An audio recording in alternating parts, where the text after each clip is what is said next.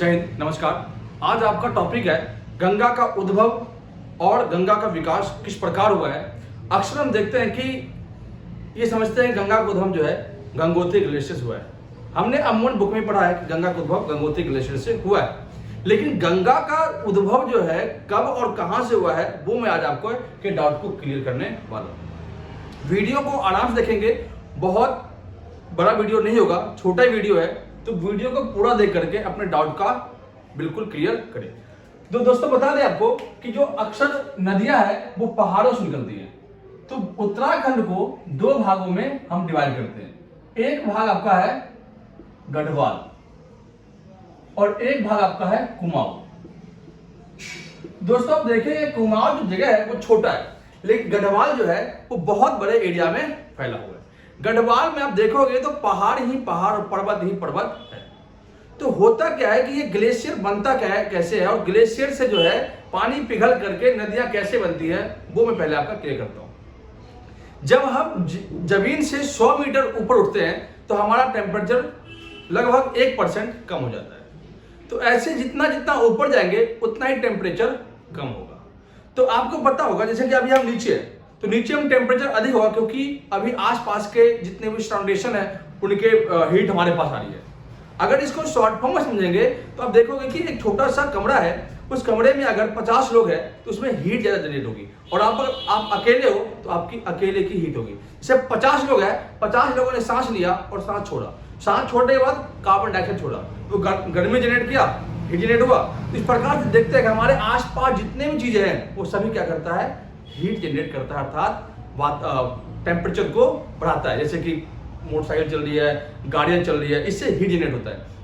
लेकिन जैसे जैसे हम ऊपर जाएंगे तो हम इस मोटरसाइकिल को, इन लोगों के धुओं को, चीजों को हम नीचे ही छोड़ देंगे। जितना हम ऊपर जाएंगे टेम्परेचर हमें उतना ही कम मिलेगा। अब नीचे की हवा जितनी गर्म होती है, अब छत के 5 से 6 मंजिला छत के ऊपर जाओ तो आपको वहां की हवा ठंडी नजर आएगी। क्यों? क्योंकि जितना हम ऊपर जाएंगे टेम्परेचर उतना ही कम होगा। तो होता क्या है, पहाड़ जो है उत्तराखंड में गढ़वाल जो पहाड़ है अमूमन लगभग जो है 5 किलोमीटर 6 किलोमीटर ऊंची ऊंची पहाड़ियां हैं। तो जब 100 मीटर में 1 सेंटीमीटर जो टेम्परेचर गिरता है, ठीक, तो मान लो कि 6 किलोमीटर में कितना टेम्परेचर गिर जाएगा। और जैसे ही टेम्परेचर ऊपर गिरेगा तो ऊपर हवा है और हवा के अंदर नमी होती है, और जैसे ही नमी और हवा के संपर्क में आएगा तो क्या बन जाएगा, बर्फ बन जाएगा। ठीक, अब बर्फ कैसे बनेगा वो साइंस का टॉपिक है, वो अलग बनाऊंगा, लेकिन इतना समझ लो कि हवा में नमी होने के कारण जो है बर्फ बनता है, और वही बर्फ पहाड़ पे गिरते हैं, और पहाड़ पर गिरने के कारण जो है वही धीरे धीरे टेम्परेचर, जब वातावरण हमारे गर्माहट होती है तो वही बर्फ पिघल करके नदियां निर्माण लेता है। अब यहां पढ़ते हैं कि गंगा नदी के उद्गम और विकास में, अब मैं यहां पे सारा कुछ लिख दिया हूं, अब इनको आप देखेंगे, मैं एक चीज को समझाऊंगा। जैसे कि सबसे पहले देखते हैं कि मुख्य नदी है आपका अलकनंदा। ये अलकनंदा नदी जो है, ये आपको पता होगा कि बद्रीनाथ है, बद्रीनाथ के ऊपर एक हिमानी है जिसका नाम है सतोपत हिमानी। सतोपत हिमानी से जो है 2 नदियां निकलती है, एक का नाम होता है विष्णु गंगा और एक का नाम होता है धौली गंगा।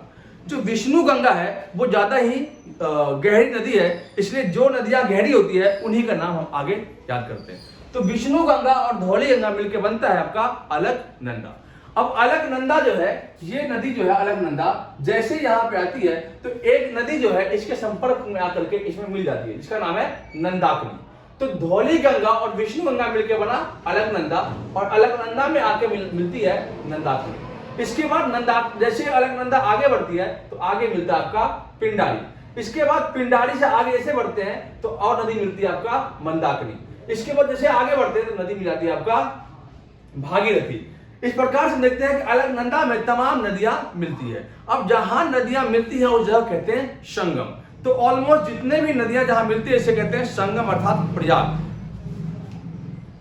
तो सिंपल सी बात है, जहां पर विष्णु गंगा और धौली गंगा मिला, जहां पर नंदाकिनी, पिंडारी, अलकनंदा और आपका भागीरथी, ये जितने भी जगह पे आपके नदियां मिल रही है, नदियां जा रही है, उन नदियों को हम आराम से याद करते हैं। विष्णु गंगा और धौली गंगा जहां मिलता है उसे कहते हैं विष्णु प्रयाग। आपका यहां पे आओगे तो यहां पे एक प्रयाग नाम है, इसका नाम है विष्णु प्रयाग। विष्णु प्रयाग, विष्णु ही का ही अवतार होता है आपका कृष्ण, और कृष्ण का पैदाइशी है आपका जो कृष्ण भगवान हमारे वो जन्म लिए हैं आपके नंद लाला जी घर में, इसलिए उनका नाम दिया नंदाकिनी। अर्थात सिंपल सा नंदाकिनी नदी जहां मिलती है उसका नाम है नंद प्रयाग। नंद प्रयाग, ठीक। और जैसे ही नंद प्रयाग आगे बढ़ता है तो आगे आपका एक मिलन स्थान पिंडारी मिलती है, और पिंडारी मिलता कौन है तो आपका कर्ण प्रयाग। कर्ण प्रयाग, और जैसे ही ये केदारनाथ है, केदारनाथ, तो विष्णु गंगा और धौली गंगा कहां मिलता है, विष्णु प्रयाग में, और नाम हो जाता है आपका अलकनंदा। नंदाकिनी जो है अलकनंदा में मिलती है, जहां मिलती है उसे कहते हैं नंद प्रयाग। पिंडारी जहां से निकलती है और जहां मिलती है उसे कहते हैं कर्ण प्रयाग। किसे मिलती है, अलकनंदा में, ठीक। केदारनाथ से एक नदी निकलती है, इसका नाम है मंदाकिनी। मंदाकिनी जहां मिलती है अलकनंदा से उसे कहते हैं रुद्र प्रयाग। रुद्र प्रयाग, ठीक। इसके बाद उत्तर काशी से एक नदी निकलती है, इसका नाम होता है भागीरथी। भागीरथी में एक छोटी सी नदी आती है और भागीरथी कहते हैं आओ मेरे में मिल जाओ, तो वो नदी है आपका भिलंगना। भिलंगना और भागीरथी जहां मिलती है वहां पे वो जगह आपका है, एक नदी और मिलती है धौली गंगा, और ये तीनों नदियों पर बना हुआ बांध है टिहरी बांध, जो भारत का सबसे ऊंचाई पर स्थित गुत्वारोधी बांध है। तो टिहरी बांध किस पर है, तो भागीरथी और भिलंगना नदी पर है। तो भागीरथी में एक नदी मिली भिलंगना, और भागीरथी जैसे आगे बढ़ी इसका नाम हो गया आपका देव प्रयाग।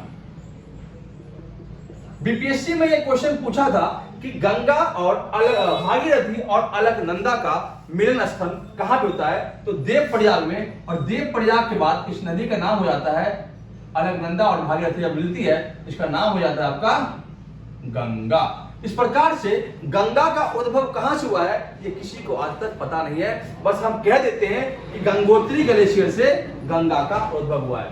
दोबारा हम रिपीट करते हैं, सतोपथ हिमानी से दो नदी निकलती है, एक का नाम होता है विष्णु गंगा और एक का नाम होता है धौली गंगा। विष्णु गंगा और धौली गंगा जहां मिलती है उसे कहते हैं विष्णु प्रयाग। इसके बाद नंदाकिनी नदी जहां मिलती है उसे कहते हैं नंद प्रयाग। ये अलकनंदा बन जाती है, विष्णु प्रयाग से धौली गंगा और विष्णु गंगा मिलकर क्या बनती है, अलकनंदा। अब अलकनंदा में क्या मिलती है, नंदाकिनी पिंडारी।